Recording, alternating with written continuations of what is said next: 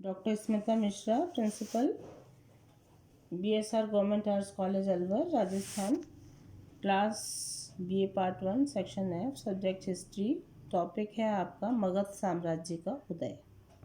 और इसके हमने प्रथम भाग में जो आज का व्याख्यान है वो नंद वंश तक को कवर हम लोग करेंगे कि नंद वंश तक मगध साम्राज्य का उत्कर्ष किस प्रकार हुआ। तो इस पूरे टॉपिक का नाम है मगध साम्राज्य का उदय नंद वंश तक। 3 चरणों में हम इसे पढ़ेंगे। अगर मैं इसकी बैकग्राउंड की बात करूं तो 6ठी शताब्दी ईसा पूर्व में, जिसकी चर्चा हमने जनपद युग में की थी, या जो बुद्धकालीन भारत था, के राजनीतिक जीवन में राजतंत्रात्मक एवं गणतंत्रात्मक दोनों प्रवृत्तियां काम कर रही थीं, जिसके बारे में मैंने आपको विस्तार से बताया था। डॉक्टर हेमचंद्र राय चौधरी के शब्दों में अंतर्मुखी और बहिर्मुखी शक्तियां साथ साथ काम कर रही थीं। अर्थात एक ओर तो स्थानीय जनपदों के स्वायत्त शासन के प्रति प्रेम और दूसरी ओर समूचे देश में एक राजतंत्र के अधीन एकता के सूत्र में बांधने की भावना थी। तो इस तरह से हम देखते हैं कि दो प्रवृत्तियां साइमल्टेनियसली पैरेलल चल रही थी। अब आता है कि ऐसी स्थिति में मगध साम्राज्य का उदय कैसे हुआ। अगर इसको हम समझना चाहते हैं तो अपनी सुविधा के लिए इनको 3 राजवंशों के क्रम में 3 चरणों में विभक्त कर सकते हैं। 3 राजवंशों ने यहाँ पर शासन किया। पहला था हर्यंक वंश, जो 545 ईसा पूर्व से 412 ईसा पूर्व तक रहा। दूसरा चरण कौन सा था? शैशुनाग वंश, जो 412 ईसा पूर्व से लेकर 344 ईसा पूर्व तक रहा। और तीसरा नंद वंश, 344 ईसा पूर्व से लेकर 322 ईसा पूर्व तक रहा। इन तीनों चरणों में मैं सर्वप्रथम आपको हर्यंक वंश की बात कर रही हूँ, जो 545 ईसा पूर्व से 412 ईस्वी पूर्व तक रहा। तो ये मगध साम्राज्य के विकास का प्रथम चरण है। इसका जो पहला महत्वपूर्ण शासक हुआ, जिसे हम संस्थापक भी कह सकते हैं, बिंबिसार। इसने 545 ईसा पूर्व से लेकर 493 ईसा पूर्व तक शासन किया। जैसा मैंने बताया, ये इसका हर्यंक वंश का संस्थापक था और दक्षिणी बिहार के एक छोटे से सामंत या राजा का पुत्र था।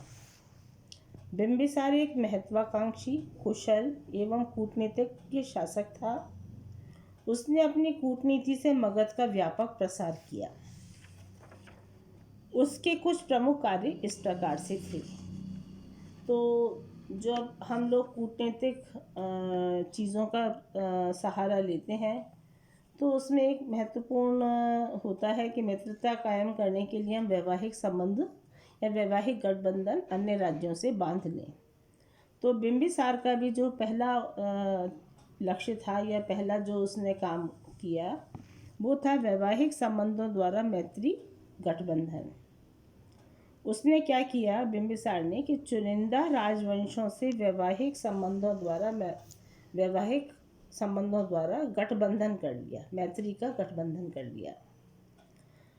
इससे उसे क्या फ़ायदा हुआ कि उसकी सीमाओं को सुरक्षित रखने में उसे सहायता मिली। डॉक्टर राय चौधरी के शब्दों में मैं आपको कहूँ तो यूरोप में हैब्सबर्ग और बोरबून्स वंश की तरह बिंबिसार भी राजवंशों से वैवाहिक संबंधों का समर्थक था।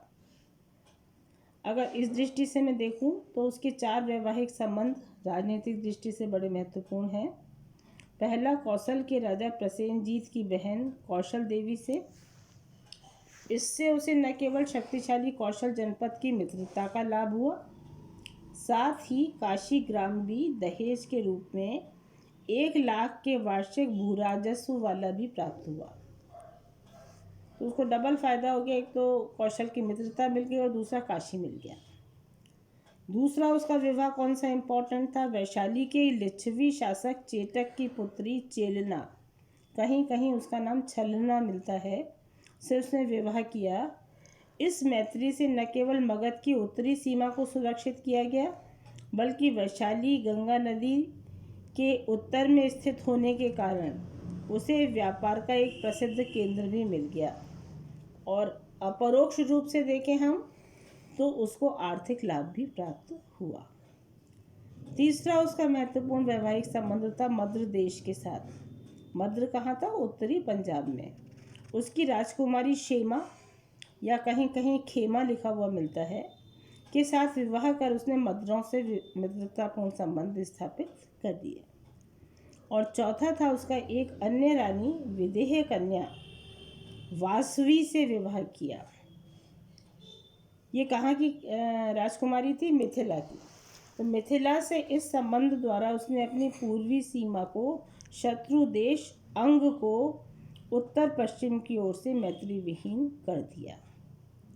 तो आपने देखा कि किस तरह से उसने कूटनीतिक शक्तियों का विकास किया। उसमें उसने कोई युद्ध नहीं लड़ा, कोई किसी तरह से संघर्ष नहीं किया, केवल उसने महत्वपूर्ण विवाह संबंध किए और अपनी उत्तरी, पूर्वी, पश्चिमी सभी सीमाओं को उसने सुरक्षित कर लिया।